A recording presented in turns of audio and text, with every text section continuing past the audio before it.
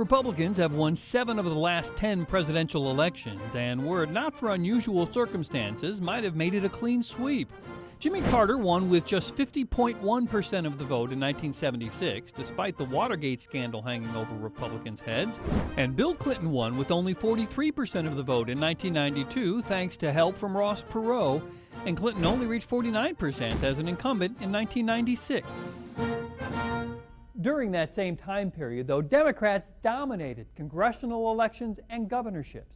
But if you dig deep into the political calculus, you discover that there is one thing missing for every Democratic presidential candidate since 1964.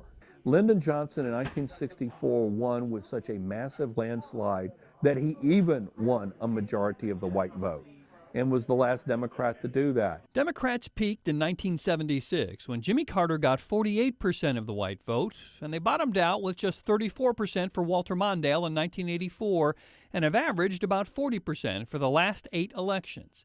Meanwhile, Democrats have tried to ramp up their domination of various minority voting blocs. The degree to which any party can really mine those reliable voters, I think it makes it much easier to then maybe let go of some of these, different demographic slices. But Guilford College political scientist Kyle Dell says there are some demographic slices that neither party can ignore. Call them Kyle's rules. Republicans, for example, haven't won in the last 32 years without getting at least 55% of the white vote, nor have they won without getting at least 48% of independents. Democrats, on the other hand, haven't won without at least 52% of the female vote, nor have they won without decisively winning voters whose income is less than $50,000. And Dell believes past may be political prologue.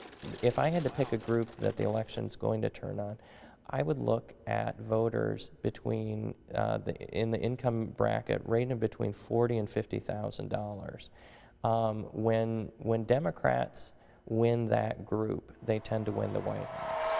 And that group is Hillary Clinton supporters. I am so honored to be here tonight. Elon University political scientist Hunter Bacow thinks it isn't so much about winning any particular group as it is about hitting a series of thresholds. For Obama, he's got to pull 95% of the black vote, and he's got to depend on the youth vote, when historically the youth vote is not very reliable, and I probably don't see it happening this time. For Democrats, it's not a matter of when, it's a matter of just doing well enough, breaking even among white voters under 50 and, getting at least 35, 36% of the white voters over 50. And if Democrats find a way to get a majority of the white vote for the first time in nearly half a century, the election could end up being a landslide.